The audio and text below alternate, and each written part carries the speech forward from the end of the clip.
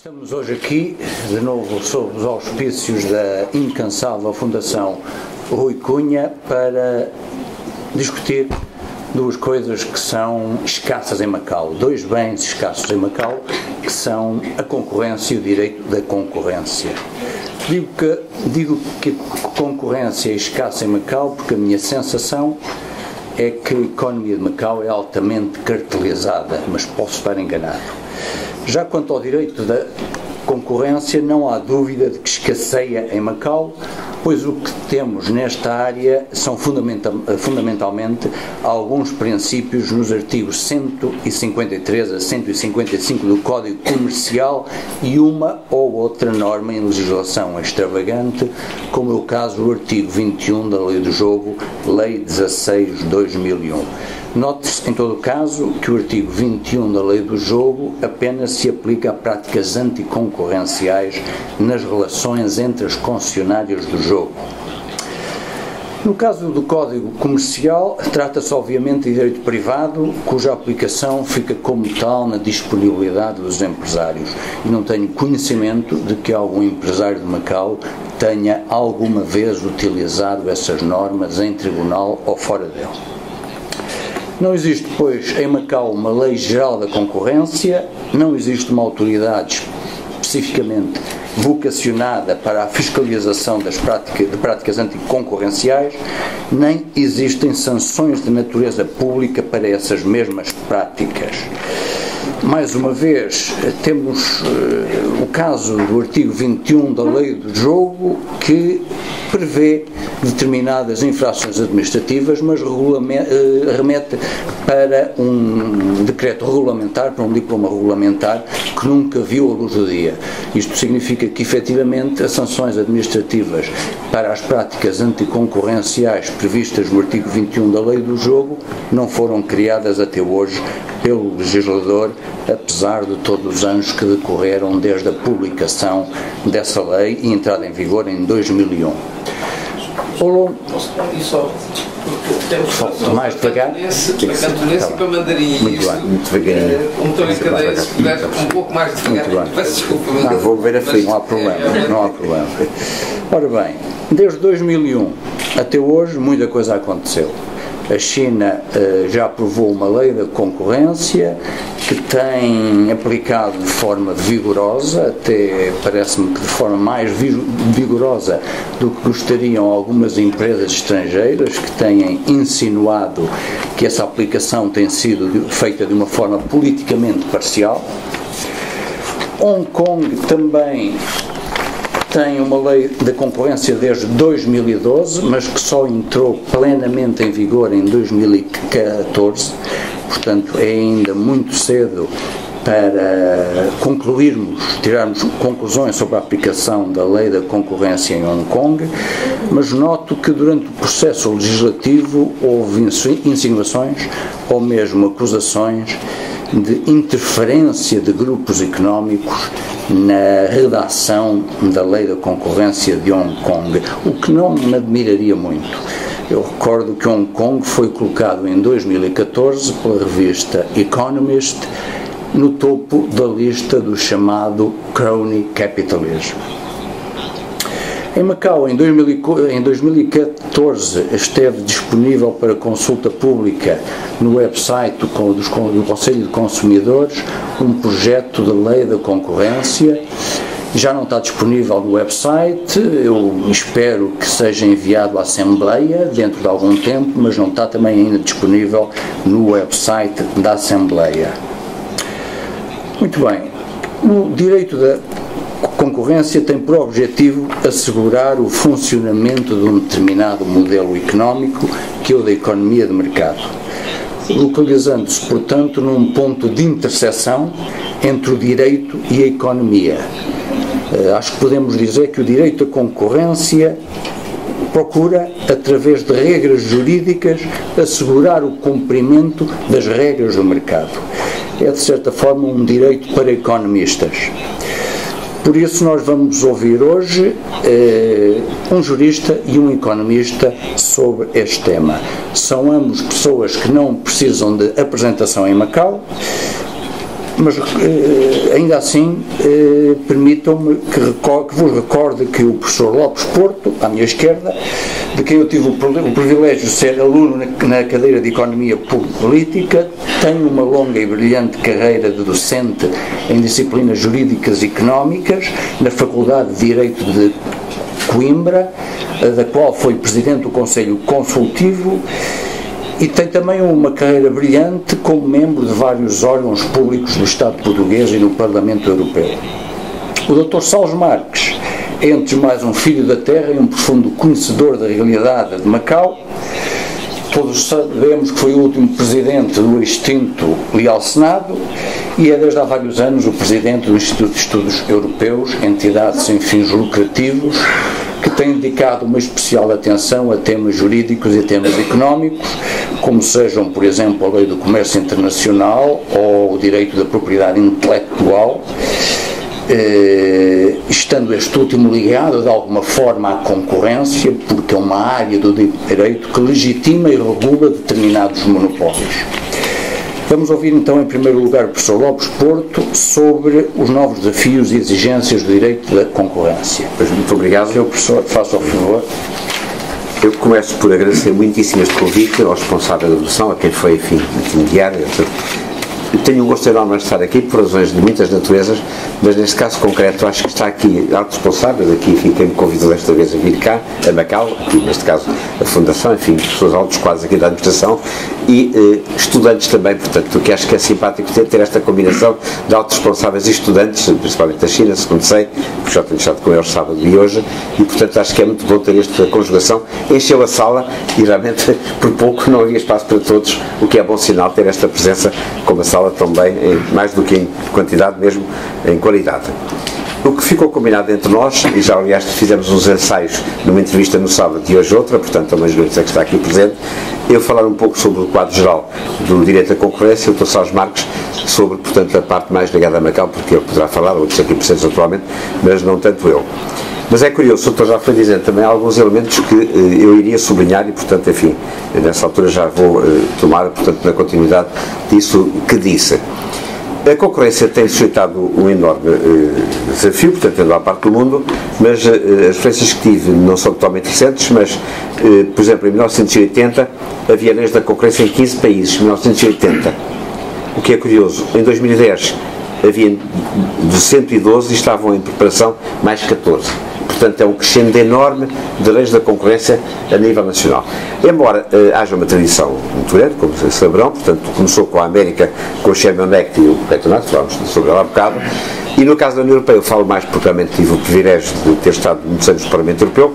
Há algumas normas que estão em curso, participei, enfim, com mais de 600 e tal colegas, na sua votação, mas é curioso ver como na Europa tem havido uma grande continuidade no direito à concorrência. Tem sido depressa demais ou não, para os doutores? Eu tenho sempre medo de falar muito depressa. Não. Eu estou a olhar para os alunos, mas enfim. Por enquanto está ótimo. Está bom, então está bem. Mas, portanto, o que é curioso ver na lei da concorrência europeia é o seguinte: os artigos estão agora no Tratado de Lisboa, no Tratado de Funcionamento da União Europeia, portanto, um dos tratados do Tratado de Lisboa, há artigos que são exatamente os mesmos que vêm do Tratado de Roma em 57. O artigo 85 é o 101, o 86 é o 102 e sucessivamente. Portanto, é curioso como se tem conseguido esta situação. Mesmo em Portugal, ao contrário da União Europeia, em que tem havido algumas mudanças, as leis mudam, mas não mudam o essencial, a substância desses artigos. O que há de novo, e por isso é que tem sentido, até por isso haver esta sessão, são os novos desafios e a resposta que se tem dado a novos desafios.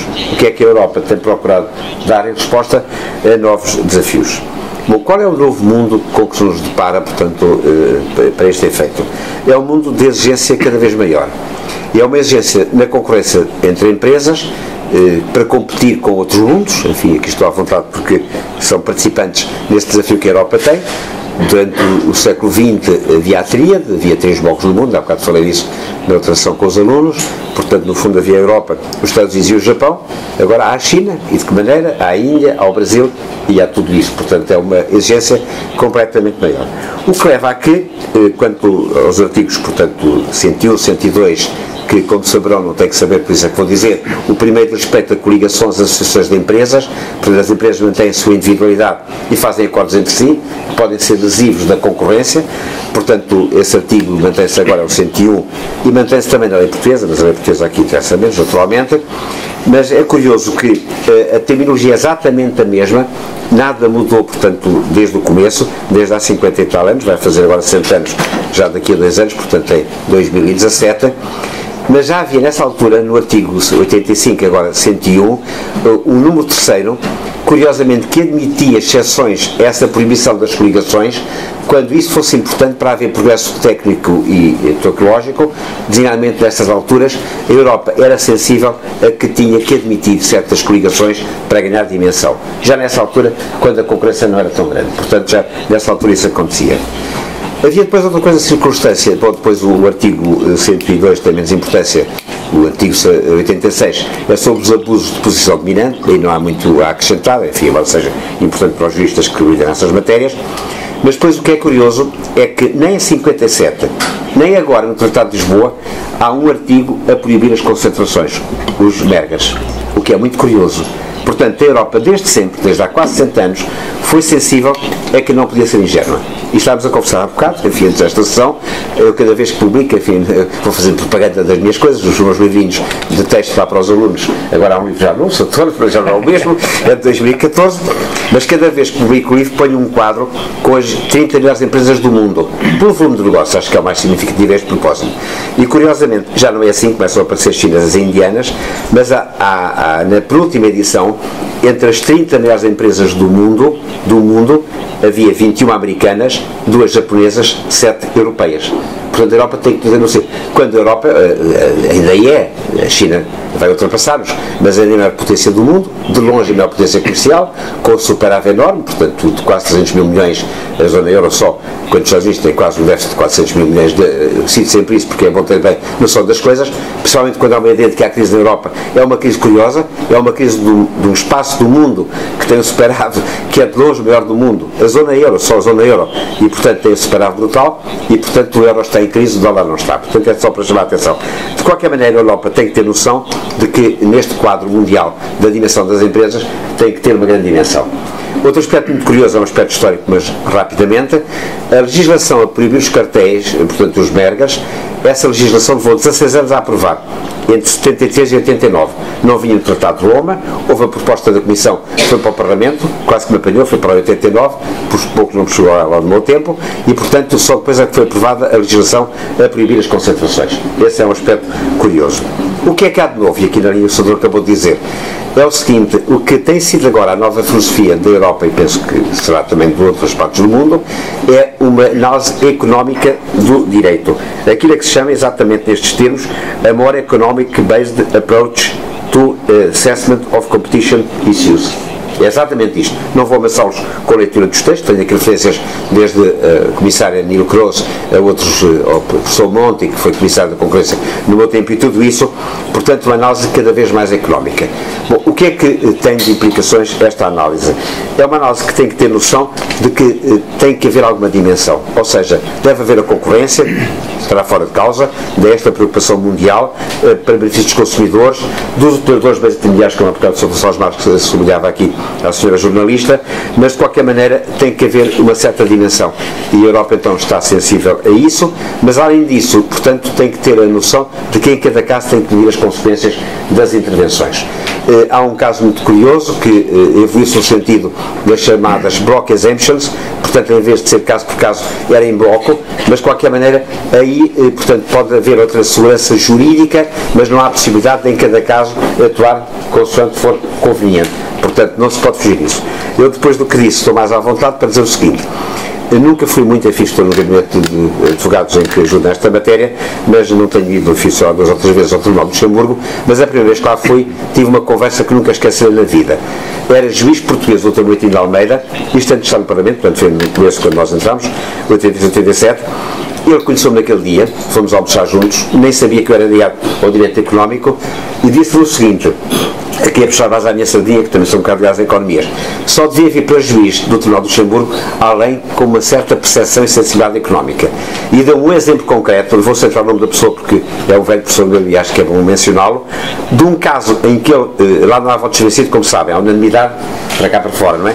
Mas houve um caso sobre o IVA, o Dr. Matilde Almeida, enfim, com o seu subchefe, telefonou ao Dr. Xavier de Basto, que foi quem fez o IVA, foi quem me professor da Economia no primeiro ano, há 53 anos, enfim, é melhor não dizer isso, porque pode saber a minha idade, mas de qualquer maneira, curiosamente, ele ficou com uma opinião que depois não teve voto de vencedor e ficou arrependido. Portanto, tem que haver esta tal economic approach e é nesse sentido que as coisas evoluem, portanto, no sentido de haver essa compreensão. A outra componente, enfim, depois poderá haver perguntas que espero bem que sim, que é bom sinal, mas a outra componente curiosa do direito à concorrência é que a Europa tem que ser muito sensível, é a componente das ajudas públicas. Portanto, muitos não têm que estar dentro dessas áreas, portanto, há as componentes empresariais, impedindo as coligações de empresas, abuso de pessoas dominantes, os mergas, os monopólios estaduais, é a parte mais empresarial. Mas há uma outra componente básica do direito à concorrência, que são as ajudas públicas que distorcem a concorrência. E a Europa aí tem que ser muito sensível entre os países. E aqui há uma circunstância curiosa que vou mencionar porque tem interesse particular para Portugal também, que é o seguinte: em muitos casos, portanto, os países têm ficado em competir e, curiosamente, nos casos das ajudas públicas, de condenações, 80% são condenações dos países mais poderosos e maiores da Europa, nesse sentido. Portanto, a Itália, portanto, a Alemanha, a própria Espanha, portanto, com a sua dimensão, não é? E, portanto, é um caso em que, obviamente, a ajuda pública acaba por favorecer quem é mais forte, pode dar um apoio melhor que o país que não tem mesmo recursos. Mas aqui, portanto, na lógica de que a evolução que tem havido, e que é desejável que se verifique, tem sido no sentido que a teoria económica aconselha, portanto, exatamente o que acabámos de ver quanto à dimensão das empresas, à concorrência, é de acordo com o que ensina a melhor teoria, em termos de estrutura do mercado. Aqui, novamente, a mesma coisa. O caso das ajudas públicas é um caso curioso, que tanto pode estar-se no melhor dos mundos, como no pior dos mundos. Porque a ajuda pública tanto pode ser destrutora da concorrência e injusta, porque favorece quem é mais rico, como pode ser a maneira adequada de intervir. E era este último ponto mesmo que queria focar, que é o seguinte: quando há protecionismo, que já não se pode ter felizmente por causa do OMC, portanto, enfim, o caso do Macau foi um caso nítido de abertura, mas os países foram sabendo e não vai haver processo, pensou nesse aspecto. Mesmo a Europa, apesar da dificuldade que tem com estes países emergentes, claramente na Estratégia 2020 reforça as oportunidades do mercado. Não há uma palavra na Estratégia 2020 ou no relatório Monti em favor do protecionismo.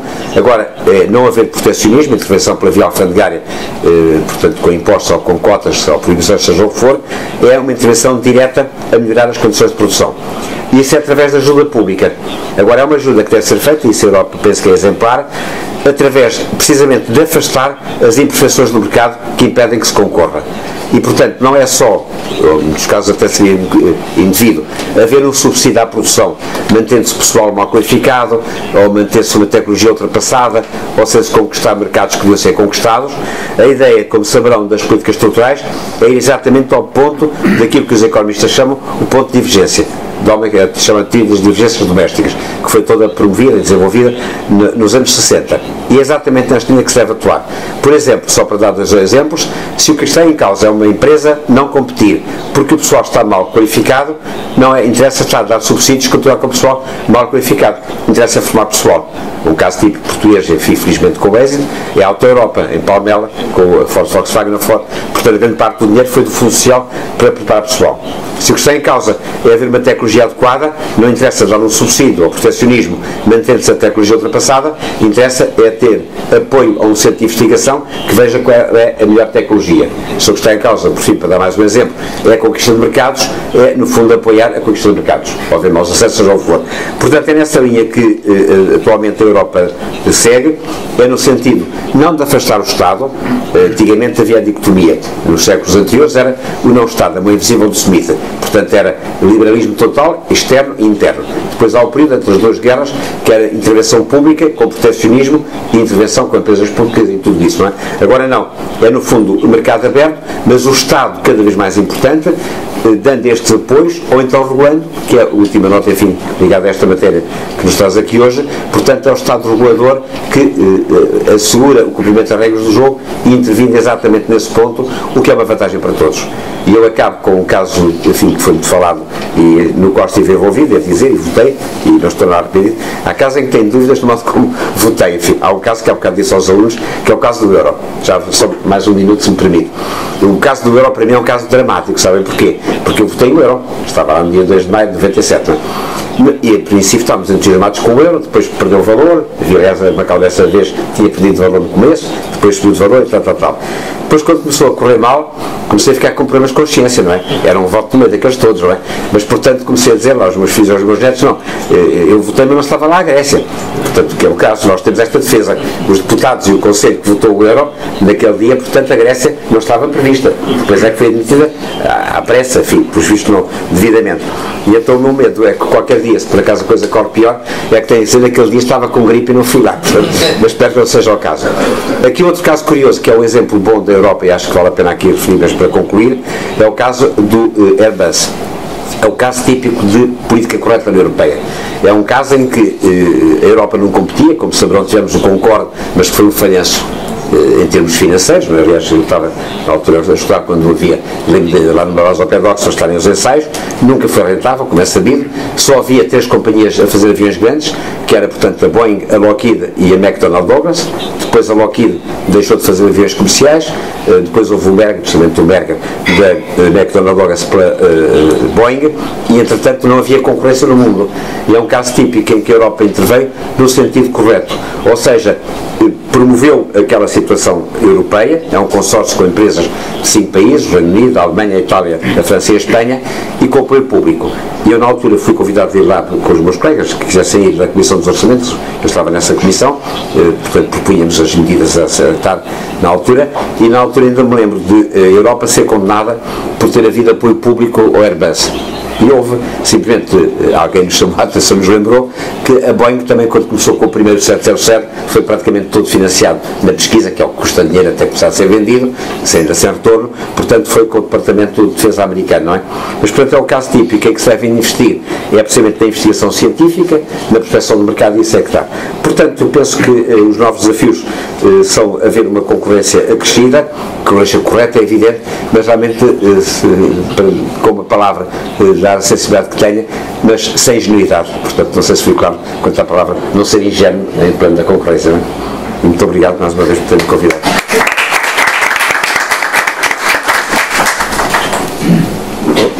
Professor Lopes Porto, muito obrigado. Dou agora a palavra ao Dr. Salles Marques, que vai fazer um comentário e falar-nos sobre as políticas favoráveis e a vantagem das políticas favoráveis à concorrência. Boa tarde. Antes de tudo mais, desejo agradecer, em meu nome pessoal e do IEM, à Fundação Rui Cunha por este convite, permitindo ao curso de mestrado em Estudos Europeus, que é coorganizado pelo nosso Instituto e pela Universidade de Macau, levar a cabo esta aula pública sobre questões ligadas à concorrência, um tema de imensa importância no contexto do funcionamento do mercado único europeu, mas não só. Muito agradeço ao professor Dr. Manuel Porto por esta belíssima intervenção, que é o responsável pela cadeira de Teoria de Integração em Políticas Comunitárias, o referido mestrado, e autor do livro homónimo, que é usado como sua principal referência, por partilhar connosco, como acabou de o fazer, o profundo conhecimento que tem sobre esta matéria. Agradeço também ao Dr. Gonçalo Cabral, profundo conhecedor da realidade de Macau e mentor dos programas de propriedade intelectual do IEM. Muito obrigado por mais esta prestimosa colaboração.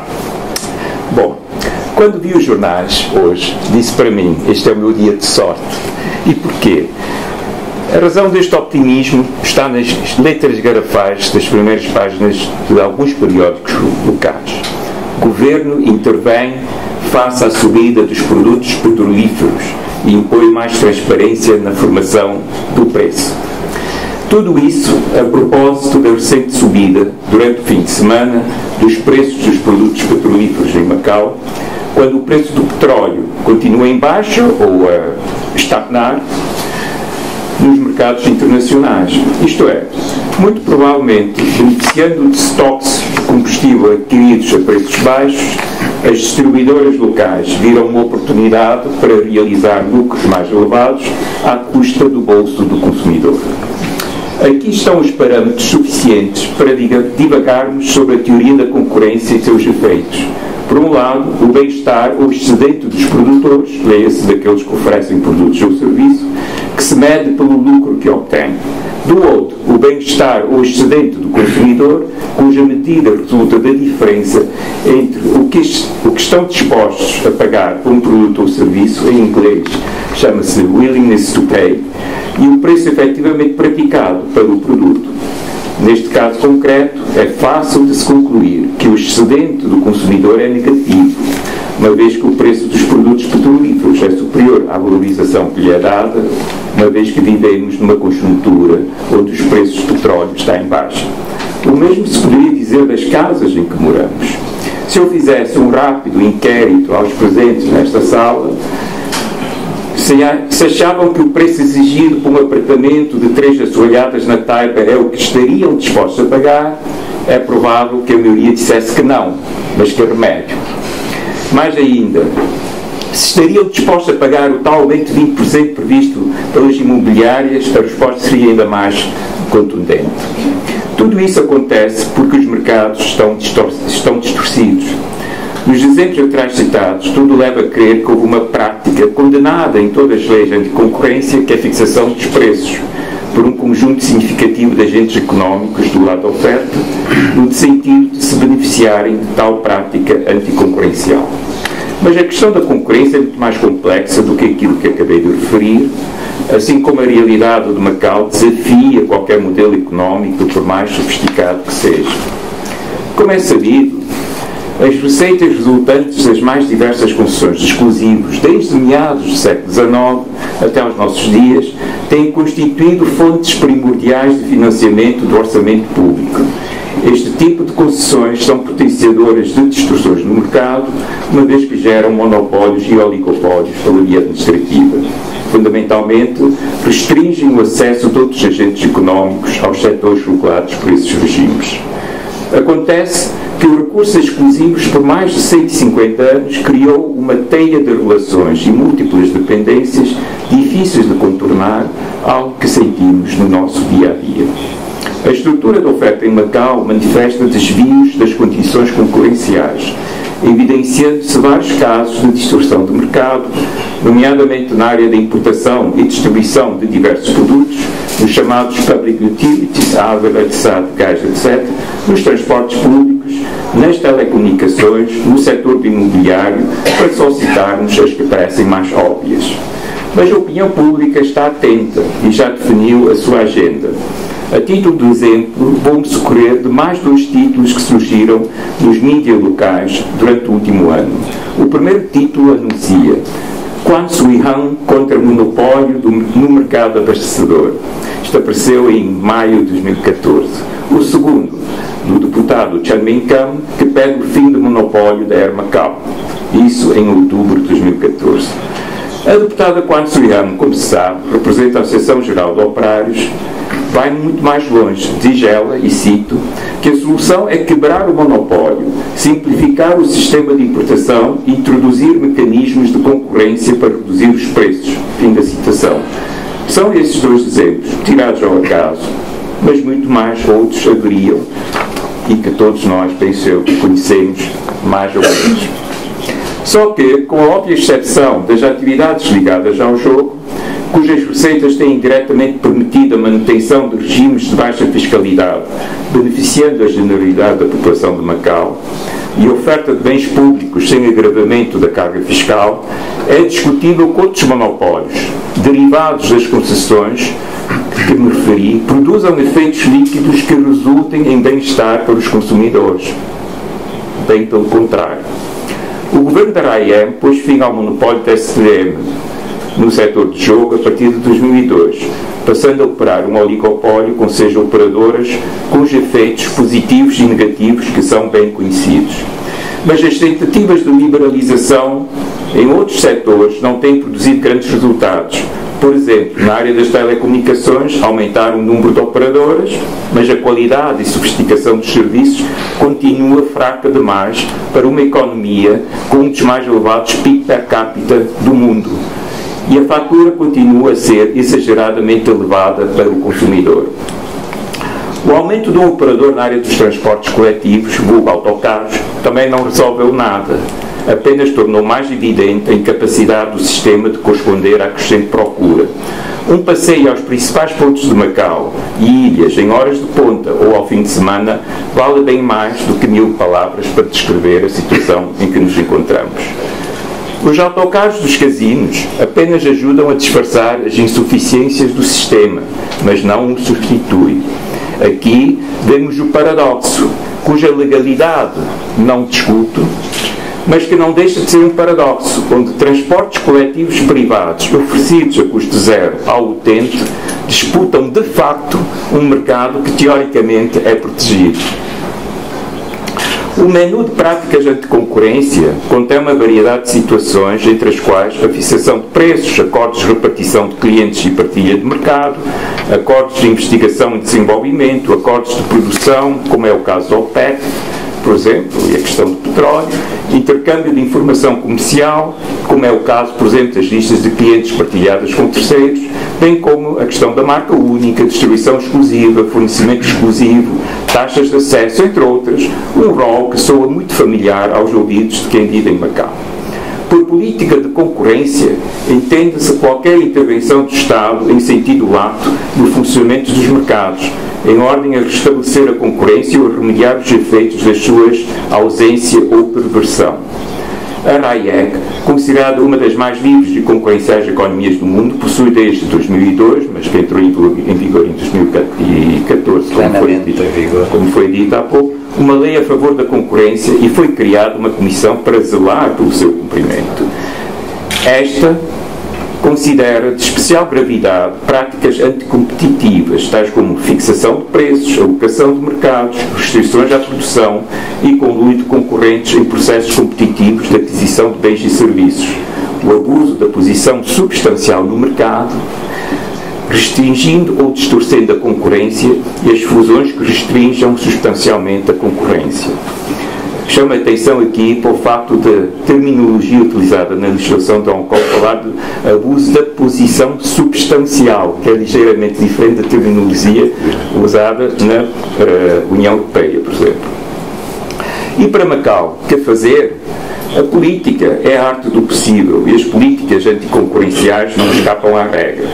O ruído que já se faz sentir na opinião pública e desenvolvimentos recentes, como seja já referida a entrada em vigor da lei da concorrência em Hong Kong, apenas acentua a necessidade de se debater com seriedade, profundidade e realismo aquilo que poderíamos chamar de concorrência praticável para vários setores de Macau.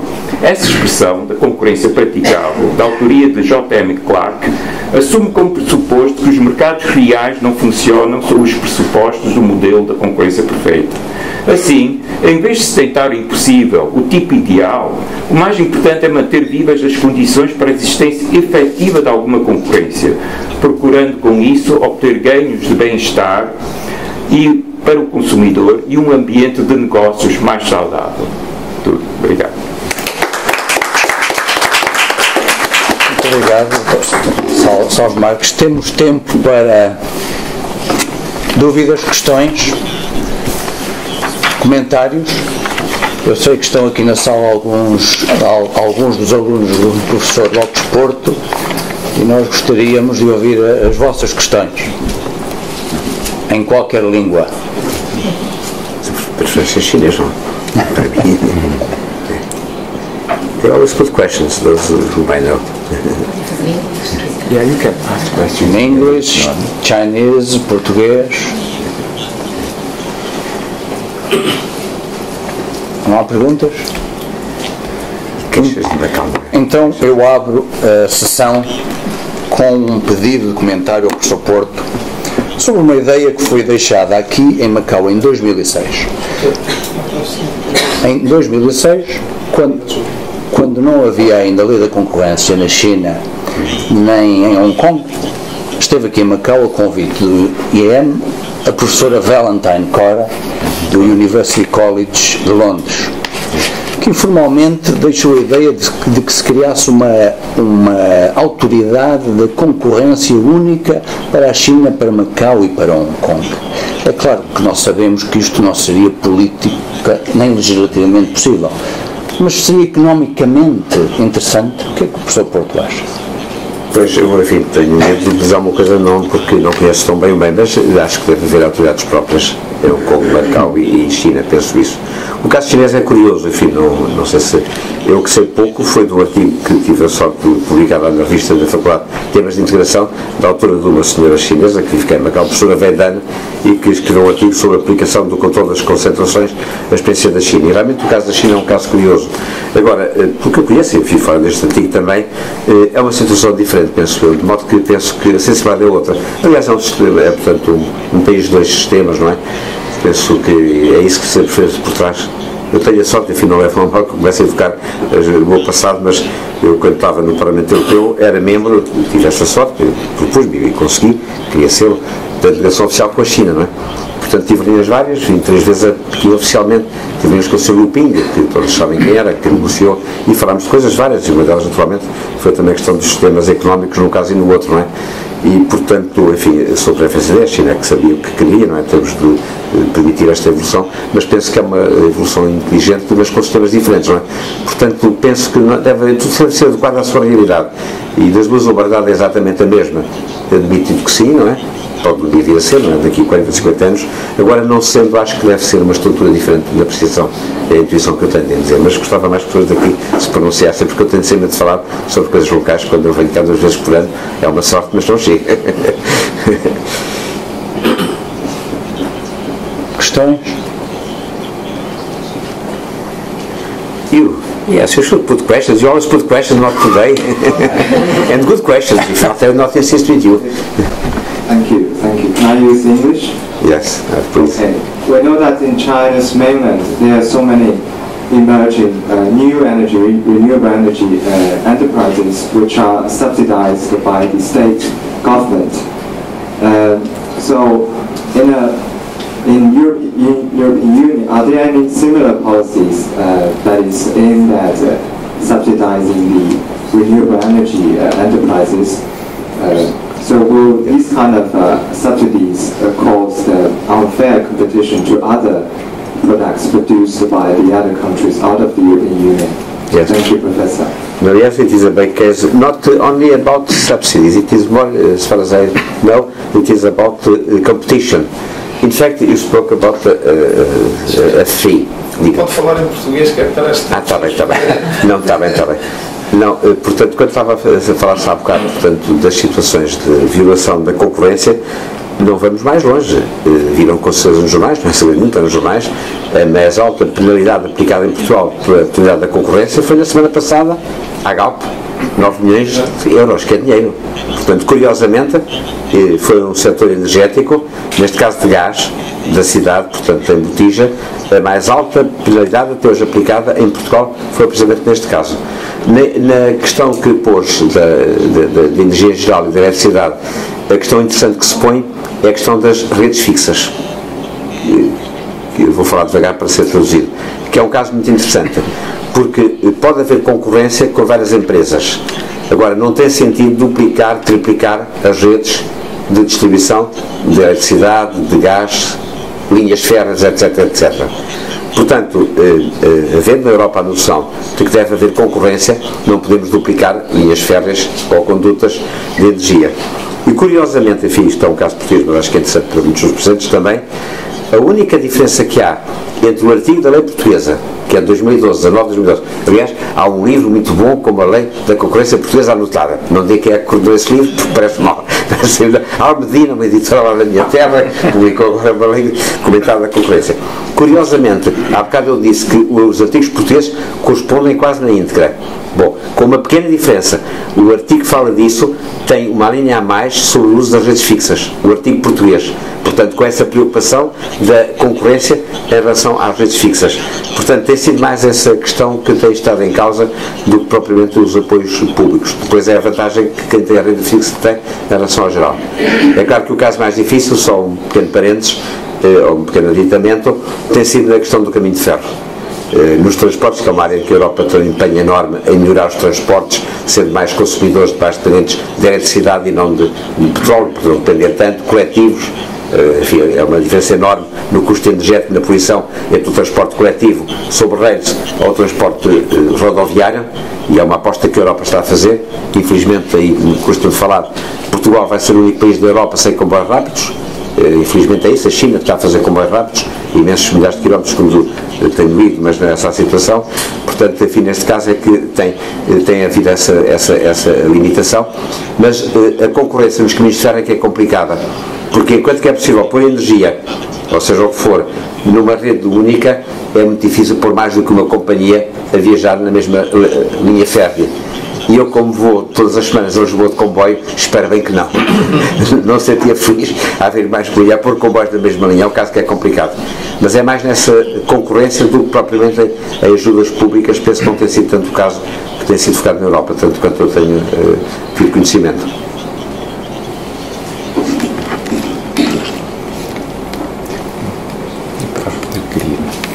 Posso comentar a pergunta que foi feita ao professor Porto? Bom, do ponto de vista do economista, que não sei quantos é que somos, alguns os economistas, enfim, os economistas não têm boa fama, mas do ponto de vista do economista, eu diria que, por exemplo, no caso europeu, existe uma autoridade de concorrência a nível europeu e depois existem várias autoridades de concorrência a nível dos Estados-membros. Portanto, a questão da concorrência tem muito a ver com o funcionamento dos mercados e, portanto, no caso europeu justifica-se porque, efetivamente, não só existe um mercado único, como esse mercado único é uma vontade política e é preciso ser aprofundado. No caso de Hong Kong, Macau e a China continental, nós temos ainda uma situação em que estamos muito longe de avançarmos para uma situação de integração económica que justifique uma autoridade que supervisione, digamos, do ponto de vista da concorrência, esse vasto mercado com sistemas tão diferentes como existe em Macau, Hong Kong Macau, Hong Kong e a China continental.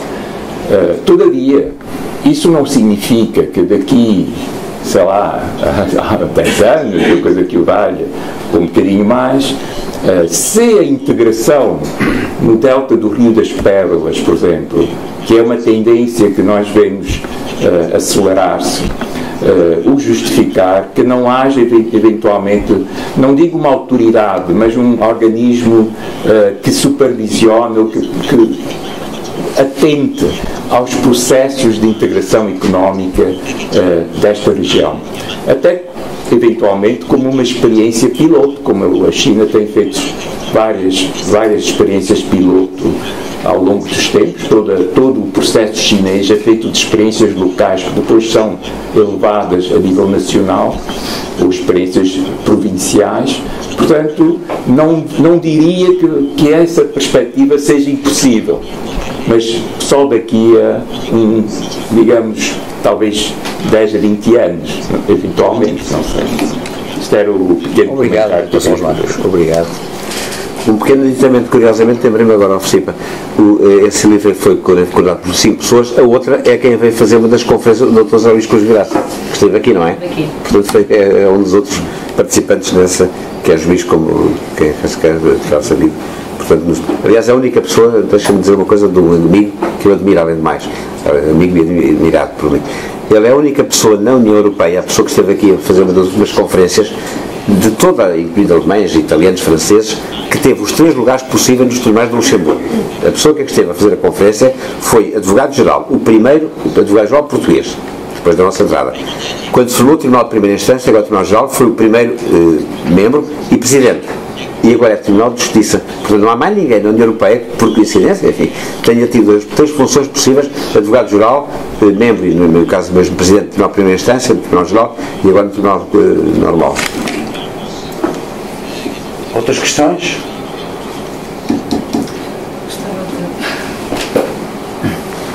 Em primeiro lugar, quero agradecer as magníficas intervenções que nos fazem refletir sobre estes assuntos. E Macau tem uma realidade muito sui generis, e se por um lado nós sabemos que no plano teórico a concorrência, o princípio da transparência, da publicidade são exemplos de uma economia mais saudável, não só para quem consome, mas para quem vende, porque melhora economicamente, e as infraestruturas e as questões técnicas dentro das próprias empresas, há um racionamento e uma utilização dos recursos humanos muito mais eficiente. Tudo isso verifica-se no caso, por exemplo, de Macau, que é um sítio pequeno, e por um lado todos os negócios são dominados, na sua maioria, por locais. Não estou a falar dos casinos, agora sim falar dos casinos. Desde a loja que vai vender sofás, até alguns cafés, até ao negócio das casas. O que é que acontece? Por um lado, realmente a comunidade local quer produtos melhores, mais contemporâneos, com serviço mais eficiente, não é? Ao mesmo nível que Hong Kong ou Singapura, que são realidades próximas e que nós usamos como referência em Macau. Por outro lado, são os negócios dessas próprias famílias ou de alguém que está ligado. E aqui é que surge, eu acho que é o grande problema de Macau, porque a regra da transparência está sempre a ser comprimida. Em nome de quê? Os trabalhadores têm de ser locais, mesmo que não preencham os currículos ou os conhecimentos que são necessários para o exercício de uma série de atividades que pretendem serem mais eficientes e crescerem e desenvolverem-se economicamente. Isso depois reflete-se a nível dos próprios produtos, não é? Porque o que os deputados, nomeadamente os nomeados, defendem que haja limites, porque haja limites à própria concorrência, que haja limites no próprio acesso aos concursos públicos, mesmo dentro das empreitadas e obras públicas. Haja limites porquê? Porque dizem que têm de ser protegidos os comerciantes locais, as empresas locais, as sociedades locais. E isso também agrada à própria comunidade. Por isso a comunidade, de alguma forma, pode dizer que não concorda com casos muito pontuais, porque indiretamente ela acaba, isso faz parte do seu próprio dia-a-dia, ela prefere, porque eu digo, vamos defender os produtos de Macau. Nós sabemos que atualmente quase nada se produz em Macau, ou seja, vem aqui em Macau para levar um selo final que é fabricado em Macau, e não é quase tudo fabricado na China. Mas a minha pergunta, e pedia um comentário, é como é que se resolve esta situação? Não é? Por um lado, todos nós sabemos que é fundamental a transparência, é fundamental uma concorrência saudável, é fundamental que as empresas concorram em igualdade, haja critérios de adjudicação claros, quer os fatores, os subfatores bem denominados e tudo isso. E por outro lado, há um mercado pequeno, e há o receio que hajam empresas que venham de Hong Kong, de Singapura, que absorvam o mercado local e os instrumentalizem só para pequenos negócios, porque depois eles já não conseguem pagar as rendas, eles já não conseguem estar a par também de uma competitividade ao mesmo nível que essas grandes empresas podem vir de fora e têm outro poder económico. Pedia um comentário no sentido de haver alguma solução, porque este eu acho que é um grande problema atual que se coloca e que entrava o desenvolvimento de Macau. Quer avançar? Eu posso fazer um bocadinho por género, mas só geral. Depende dos setores, não é? Era os setores onde era possível a concorrência ou não? Essa é que está a referir. Uma pergunta que talvez nos ajude a nós dois ou a nós três. Os setores em causa são setores comerciais ou empresariais? Os setores comerciais. de comércio local, que vai desde as empresas ligadas ao regime das empreitadas, obras públicas, até ao pequeno comércio, até à venda das casas, agências, ou seja, não somos casinos, não estamos a falar de grandes... Pois isso é um caso diferente.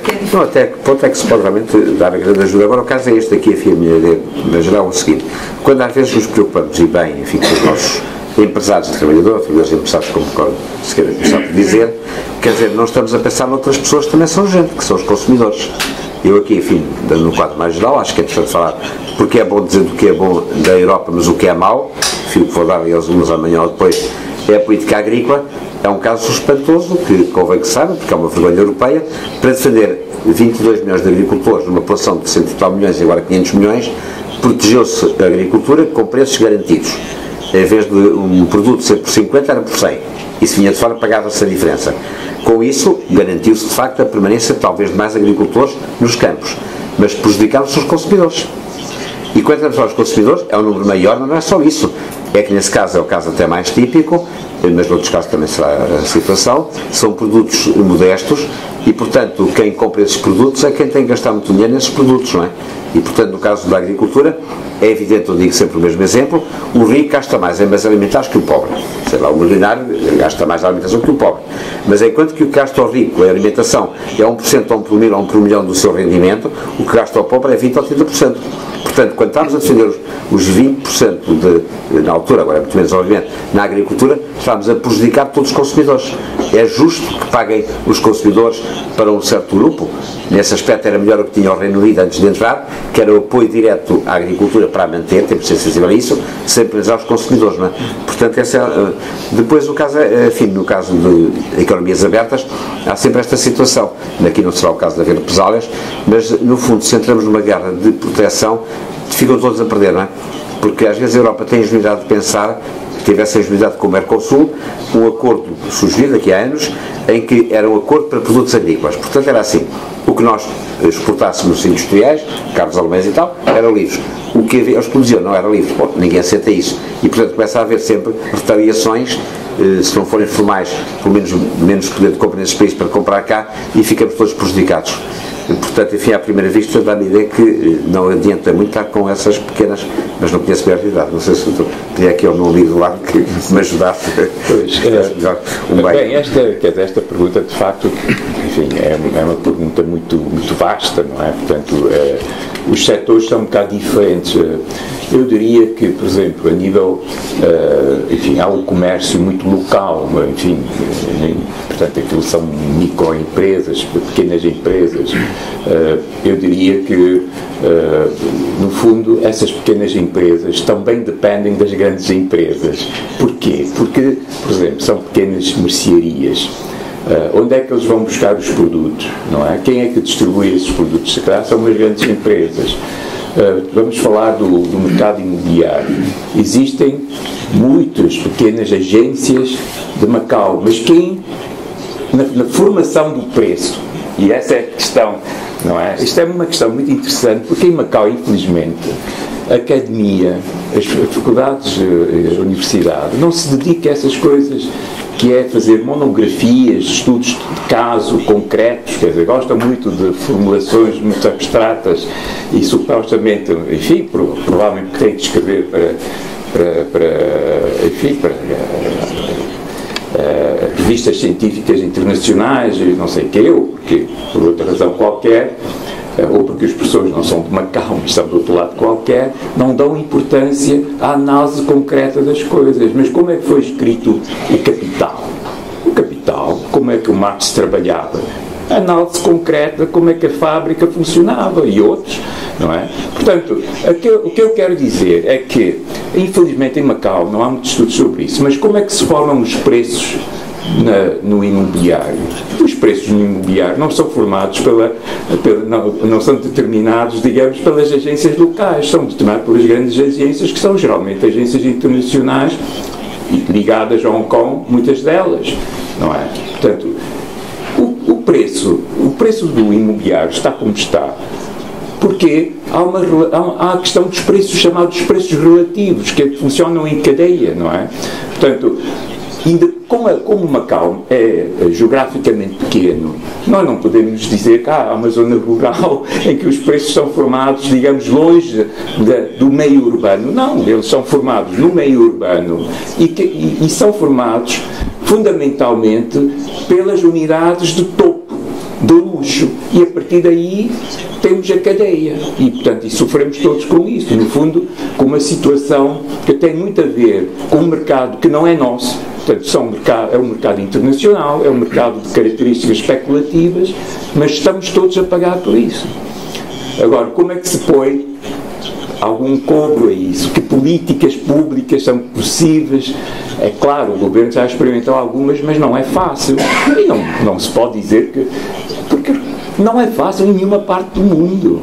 É que se nós formos ver os casos de fracasso de políticas públicas, aparece sempre um caso ligado à questão do preço da habitação, ou o preço da renda de casa, ou coisa que o valha. São os casos típicos de fracasso, porque é muito difícil. Portanto, isto só para dizer que não acho que a população de Macau esteja agarrada a essa ideia do protecionismo. Naturalmente, estão habituados, vivem num meio em que há muito protecionismo. É o caso das indústrias criativas, não é? Eu já tenho tido para dizer isso, mas eu que estou um bocado agarrado à história das indústrias criativas em Macau, porque fundámos o primeiro centro de indústrias criativas em 2003, eu sou contra o protecionismo. E porquê? Pelo seguinte, porque o protecionismo pode resolver um problema imediato.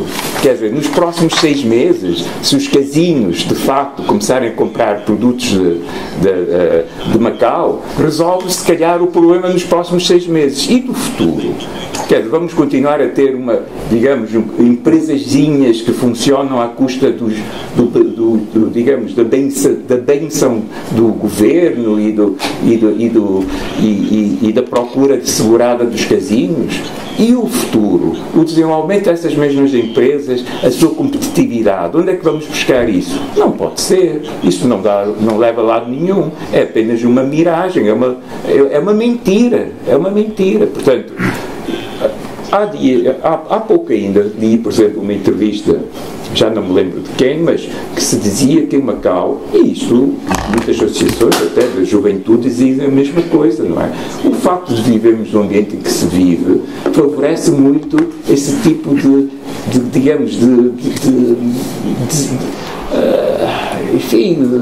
estarmos satisfeitos com aquilo que temos, porque o dinheiro acaba por ser, eu não digo que seja fácil, mas de facto, quer dizer, não há tanta luta pela concorrência como existe em outras partes do mundo. Mas nós não podemos ficarmos por aqui. Macau não pode ficar por aqui. Não pode ficar por aqui. Temos que olhar para o mundo, porque qualquer dia somos apanhados à esquina, não é? Pronto, basta que o mercado abra um bocadinho mais. Ou as próprias exigências de integração económica nos obriga a abrir um bocado mais e estamos como, não é? Portanto, eu acho que pode haver uma certa tendência para o facilitismo, enfim, para se ficar por aí, mas isso não pode ser o tipo de mentalidade, digamos, fomentado ou apoiado pelo governo. O governo deve combater, até, em certa medida, esse tipo de situacionismo que não favorece ninguém. Agora, eu estou a favor, percebi já, da concorrência, não é? Não estar. Mas a Europa, enfim, para dar um exemplo curioso, portanto, que para todos os toques, em termos de consumidores desse produto, é a questão da concorrência de filmes na Europa, que é uma coisa tremenda. Nos anos 60, havia, portanto, filmes de colonialismo italiano, francês e tudo aquilo. Depois foi a presença enorme dos americanos, como é. E eu uma vez fui do Parlamento, naturalmente com os colegas a Washington, e precisamente fomos atacadíssimos, porque tinha havido na altura uma diretiva a impedir que mais de 30% dos produtos expostos às televisões e tudo isso fossem, portanto, americanos, ou de fora, não é? Ou tinha um problema adicional, é que havia as telenovelas brasileiras em Portugal, e estava em contato com a embaixada, não podíamos por causa do Brasil e tal. E então foi uma vergonha, devo dizer que me senti mal, éramos 5 ou 6, havia franceses, que eram os mais a favor novamente, tivemos uma reunião com o Sr. Valenti, que era o presidente da Associação dos Produtores de Cinema dos Estados Unidos, enfim, de origem italiana, como já se pode dar a ver, a senhora Carla Hills, que era a secretária de Estado da altura, e depois da altura fizeram uma coisa que no fundo fomos beneficiados, eu fui particularmente, porque gosto muito de ver essas coisas, meteram-nos num avião lá em Washington, para Los Angeles, fomos a Hollywood, e então chegámos a dizer de caras, querem um conselho? É fazerem filmes que não sejam chatos, boring, é uma maneira, e foram-nos mostrar a Universal Filmes, a ver filmes cheios de ação, um bocado exagerado e tal, mas portanto eu estou de acordo, estar a proteger a indústria, e depois dizer ao senhor, mas vocês o quê? Vocês com a vossa cultura milenar, nós é que somos uma cultura do século recente e tal, portanto, enfim, mas realmente não leva a nada nesse aspecto. Mas gostava de dar outra nota que é curiosa, sobre a questão de haver eventualmente alguma especificidade de Macau ou não. É que na Europa há, de Portugal, e o caso mais curioso de Portugal, e muitos conhecerão, mas mesmo quem é da China poderá ter interesse nisso, é o seguinte: há um caso de uma violação da lei da concorrência na lei portuguesa, que já vinha estar novamente agora na 19 de 2012, que é o artigo 12, que é o artigo do abuso de dependência económica. Isto tem um nome, Continente, Pingo Doce e tudo isso, não é? Sabem a questão? Porque antigamente era um comércio pulverizado, não é? Depois vieram os grupos e então era a dependência dos produtores pequenos dessa gente. O artigo diz o seguinte: é proibida, na medida em que seja suscetível de afetar o funcionamento do mercado ou a estrutura da concorrência, a exploração abusiva de uma ou mais empresas do estado de dependência económica em que se encontra relativamente a elas qualquer empresa fornecedora. Portanto, isto não podia ser mais claro, que é para evitar esse caso, porque há casos em que realmente esses grandes grupos fazem a dependência. Curiosamente, portanto, este artigo não existe na legislação da União Europeia. Não sei se há em outros países, mas em Portugal faz sentido e tem aqueles números que eu já disse, não vou repeti-los, não é? É um caso muito curioso. Novas questões? Eu gostava de pedir um comentário a ambos os oradores sobre uma questão que me intriga um pouco. A lei de Hong Kong tem isenções generosas, não se aplica a determinados setores, por exemplo, creio que não se aplica ao setor das telecomunicações, e permite ao chefe do executivo de Hong Kong isentar da aplicação da lei da concorrência determinadas atividades e determinadas entidades. Eu gostaria de saber se acham que faz sentido ou não faz. Está-me a passar a batata aqui. Bem, eu não sei se consigo comentar esta questão, mas o que eu sei é que a questão das telecomunicações, por exemplo, tem sido alvo de várias referências pela União Europeia nos seus relatórios anuais sobre a situação de Hong Kong, por exemplo, não é? Portanto, eu diria que, como o professor Porto referiu, e, enfim, essa é uma prática que existe em quase todas as partes do mundo e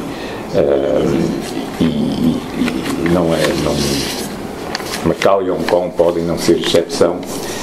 Há certas situações em que, efetivamente, sobretudo indústrias, digamos, de ponta, não é? Exige muita investigação. Isto tem um bocado a ver com a propriedade intelectual, mas não só. No fundo, a questão é essa, não é? Ou quando existe uma grande investigação, muita necessidade de investigação, e existe um investimento que não é compensado de imediato, será que não é legítimo haver uma certa proteção numa certa fase inicial, digamos, dessas indústrias? Porque, de facto, a questão da concorrência perfeita, há aqui uma questão muito interessante, que é, quando falamos da concorrência, nós sabemos que a economia, portanto, o chamado o preço é igual ao custo marginal, não é? Portanto, esta é que é a solução perfeita enfim, em termos de mercado de concorrência perfeita, não é?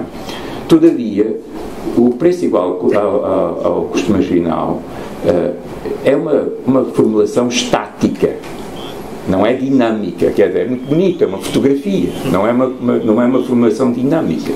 Se o preço é igual ao custo marginal, não há margem para a evolução, não há margem para a investigação.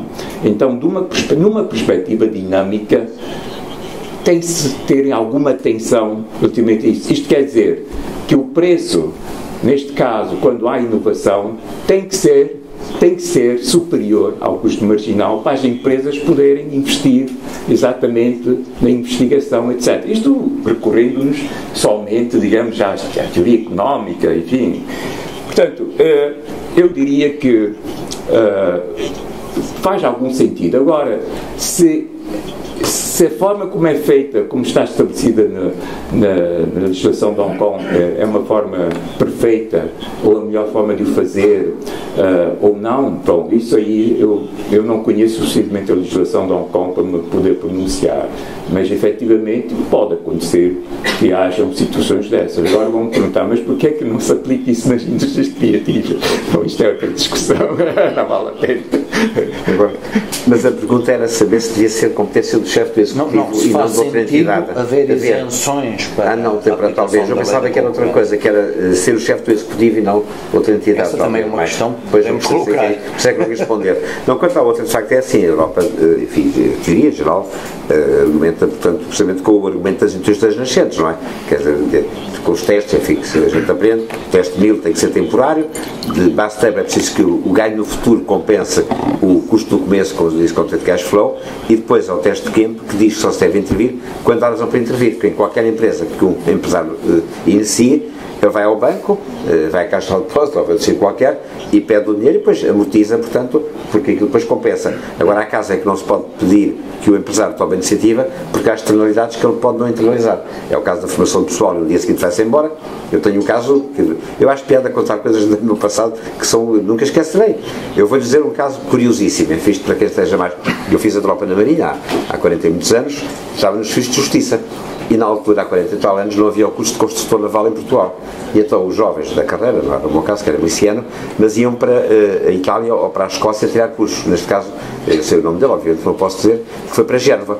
Aquilo custou milhares de contos, da altura, ao governo português, ao Ministério da Marinha. Começou a deixar de mandar reportores e depois escapou-se. Quando o escapar, era desertor, que ele era militar desertor. Bom, o que é? Entretanto, depois do Estado português ter pago a formação, arranjou emprego num estaleiro não sei onde. Portanto, o Estado, o empregador neste caso, não pôde internalizar o investimento na formação. Não há contratos para a vida toda e tal. Portanto, aí como é que se resolve? É ser o Estado a intervir. O mesmo na inovação tecnológica. Uma empresa gasta rios de dinheiro numa inovação. A do lado vem e imita. Portanto, ninguém arrisca porque não pode internalizar aquele custo. Portanto, há casos em que tem que ser mesmo assim uma intervenção pública e isso compreende-se. Agora, a nota que eu tinha aqui, que enfim, na linha do que o Sr. falou, curiosa, é o caso porque, numa quadro que eu lá tenho também, que tirei, mas não vinha Macau, mas vinha Hong Kong, enfim, que entre os níveis de proteção, a média de direitos alfandegários há uns aninhos, tendo livre francês, e o número de mercadorias já importadas sem pagar nada, estava a União Europeia e os Estados Unidos perto, 3, 4%, é nesta base, a média dos direitos é muito baixa já, quer na América, quer na Europa, e depois 60, 70% mais de importação. Havia depois casos de proteccionismo maior na América Latina. O exemplo que lá vem nesse quadro é de um território em que a taxa média de direitos de importação é zero, que é Hong Kong. E penso que Macau é a mesma coisa, não é? Portanto, é um caso curioso de não haver protecionismo pela pauta alfandegária. Os bens aqui são importados sem imposto nenhum. Mas era o único caso, neste caso, de Hong Kong, que vinha nesse quadro. O que penso que é correto, enfim, na medida em que isso seja possível ter. Admito que outros países não possam ter essa possibilidade de ter Hong Kong, não é? Muito obrigado. Por favor.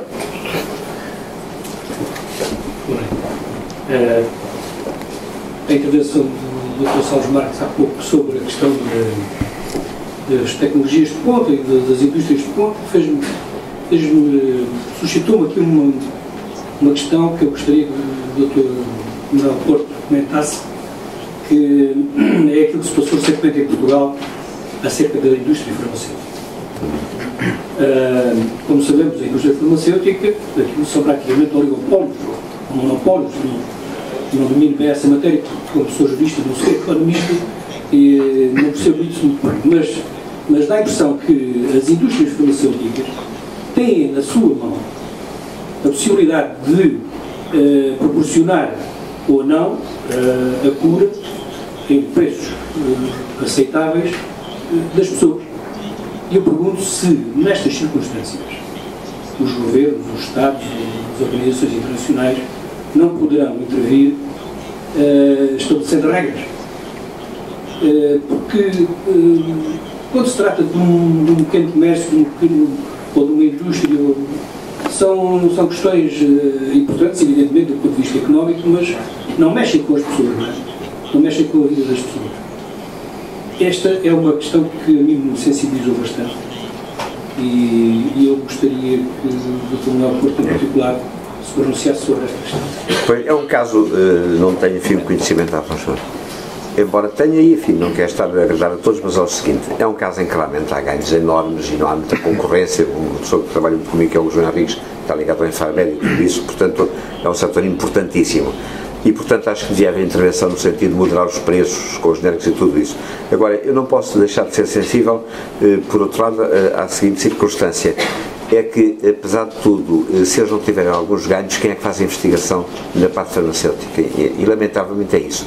Inclui um caso, enfim, que toca alguém muito chegado, mas que é o seguinte: se formos ver, os médicos portugueses continuam a estar na ribalta e quando vão lá fora participar nos congressos médicos, não é com bolsas da FCT que lá vão. E hoje em dia já também não é da Gulbenkian, já não é nada. E, portanto, poder-se dizer, mas não é correto. Bom, o que é correto? Bom, temos é que confiar na seriedade das pessoas, nisto como em tudo, não é? Temos que confiar na seriedade das pessoas. Agora, se por acaso não houvesse essa possibilidade que a indústria farmacêutica tem de fazer pesquisa e de proporcionar esses contactos, a medicina portuguesa estava atrasada décadas porque não havia essa possibilidade.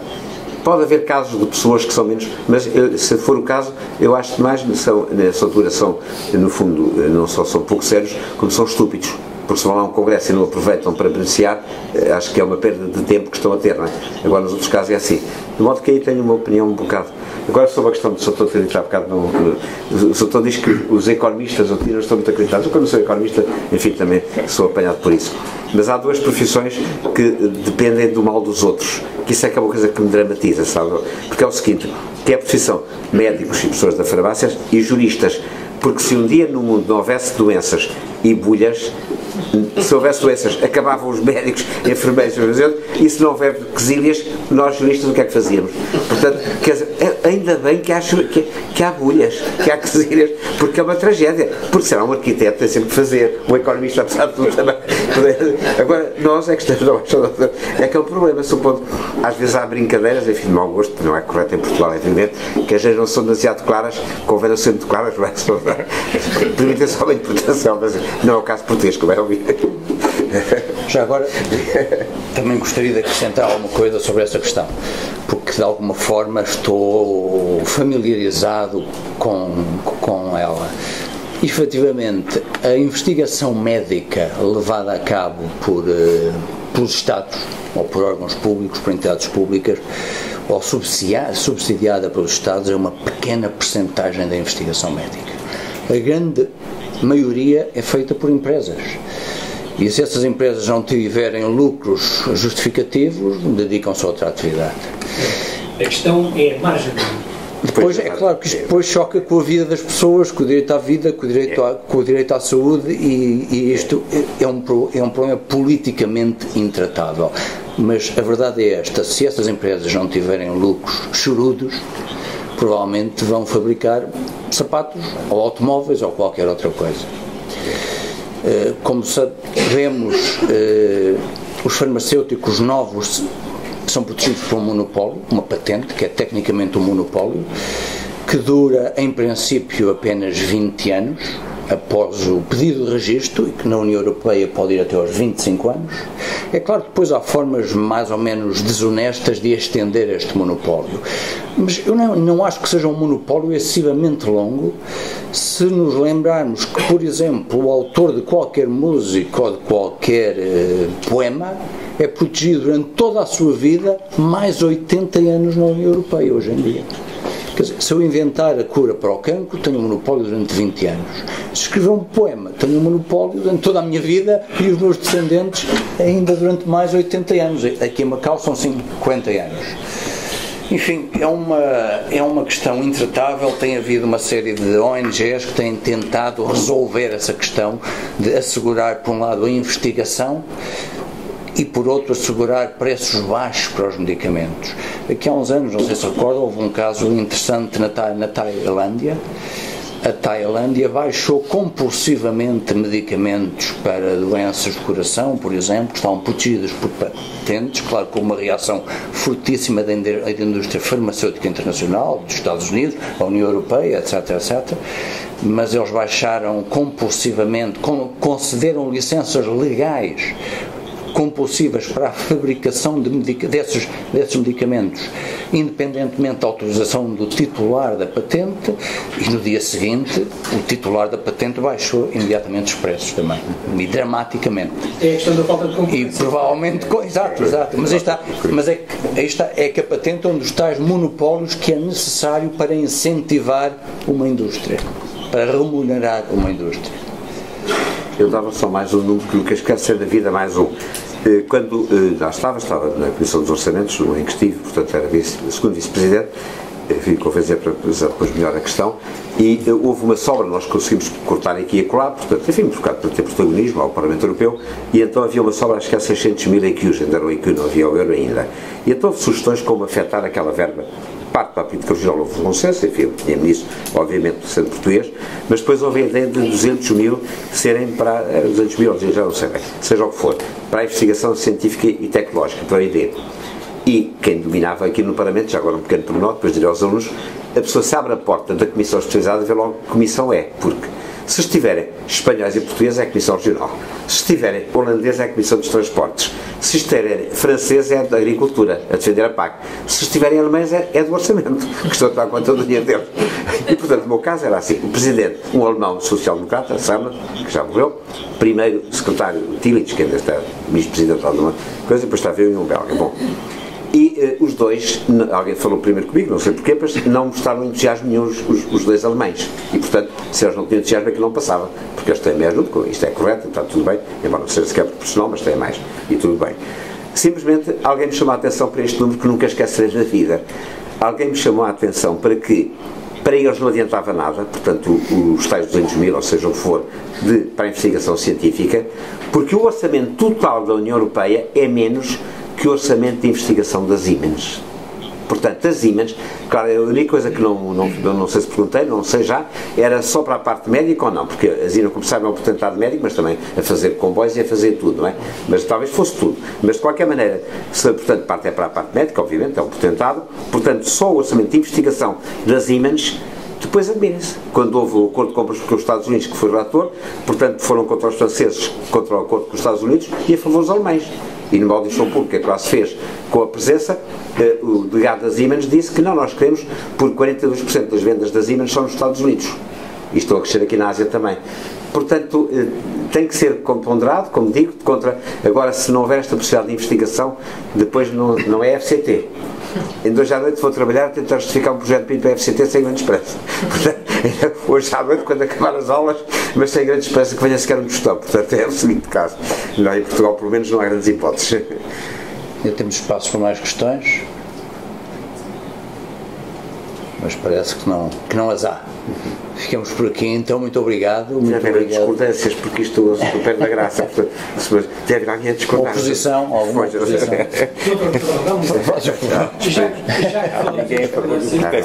Já que falamos em discordância, eu gostava de colocar aqui também outra questão, que é exatamente a questão da PAC. Sim, sim. Como sabemos, a PAC destina-se a proteger os agricultores franceses. Nada mais do que isso. A política de abatimento de frotas, lembro-me que na altura eu era conservador no Alentejo e uma das questões que se colocava era a União Europeia, então a CEE estava a subsidiar o abate de oliveiras. Abate de oliveiras. É claro que passado 2 anos voltou tudo ao contrário e incentivaram a plantação de oliveiras. Mas o que eu quero dizer, onde eu quero chegar é isto. Será que isto é bem estudado na União Europeia? Sim, não. Ainda bem a questão da proteção dos agricultores franceses justifica que se mandem abater oliveiras, figueiras ou vinhas em Portugal ou na Espanha para poder importar mais barato pelo destino? O abate da frota de pesca, o abate ou a eliminação da grande indústria pesada que Portugal tinha, naval, tudo isso, será que foi justo, será que foi bem pensado pela União Europeia, pelos responsáveis da União Europeia? Isto não terá sido um presente envenenado? E era bem Portugal, evidentemente. Embora, de que zona do Alentejo é a sua descrição? É Alexandre mesmo? Ah, está bem. A minha primeira entrou lá, a minha mãe era de Elvas, estamos aqui 2 alentejanos, portanto, que é uma sorte. Eu pensava não encontrar nenhum aqui em Macau. Há mais, está bem. É que há umas anedotas. Já estamos quase pois é, tem razão. De onde é que é? Já me disse de onde é que é, então. De que zona é? É cá mais para. Nós somos 2 da mesma zona, por Porto Alegre. A minha mãe era de Elvas e o meu pai de Nisa, para passar estes tremores de casa de uma avó para a outra. Há umas anedotas, mas é tudo mentira. Há umas anedotas lá em Portugal, mas é tudo mentira, não acredito. Mas o caso é este, portanto, são casos errados, é evidente. Porque mesmo, é claro que o Alentejo não se pode queixar muito, enfim, nós temos o canal da família, as coisas já não tenho, mas o caso é este, porque o caso da PAC, além de outras circunstâncias, veio para Portugal, ou vinha 1,3% do total, quando tínhamos 2,7% da população. Portanto, além do mais, aquilo é para a França. A França e a Alemanha, que não são pobres, juntos tinham 30 e tal % do dinheiro da PAC. Aquilo foi feito por alemães e franceses para os seus países. Tem sentido, ainda hoje. Portanto, os dois, agora a Espanha tem mais que a Alemanha, mas na altura, portanto, os 2 países, enfim, poderosos, não era? Portanto, a Alemanha tinha 14% e a França 25%. Portanto, era injustíssimo. É claro que nós, com a ligação alentejana, não podemos falar muito, porque em Portugal, o dinheiro da PAC tem para o Alentejo 32% do total, quando o Alentejo tem 12% do produto. Não vai nada para o Norte, nem para o Centro, nem nada. Pois, não, mas em Pablo, não tem, tem 12%. Portanto, aquilo aí só dá. Uma vez dizia lá, não era primo, mas um amigo lá do Alentejo, é para um gajo que tem que ter os papéis em ordem. Eu pensava que não, era preciso levantar cedo, regar, colher, podar, não era preciso os papéis preparados, não é? Portanto, enfim, depois é esse caso, portanto, eu disse, de facto, é esse caso das cotas e de mandar cortar, que foram coisas também. Embora os resultados têm sido, convém também dizer coisas positivas, tem havido resultados positivos na agricultura portuguesa recentemente. Eu não sei se têm ouvido as comunicações da Ministra e de outras pessoas, temos tido uma resposta muito positiva, uma delas já perto da nossa zona, no Alqueva. O Alqueva tem casos muito interessantes de êxito. Para não falar do vinho, portanto, o vinho que sempre tem sido, não é? E na altura, no Alentejo, no meu tempo, de novo, não havia vinho orentejano, agora é de boa qualidade, pouco. Agora há vinho de mesa no Douro e lá, antigamente era barrado, ou não, e pouco mais, não é? Portanto, nem tudo é negativo lá em Portugal, mas há casos de caricatos, como diz. Não há mais ninguém interessado em colocar questões? Então, muito obrigado, Professor Porto, Dr. Saulo Marques. E ficamos por aqui. E uma salva de palmas para o nosso colega.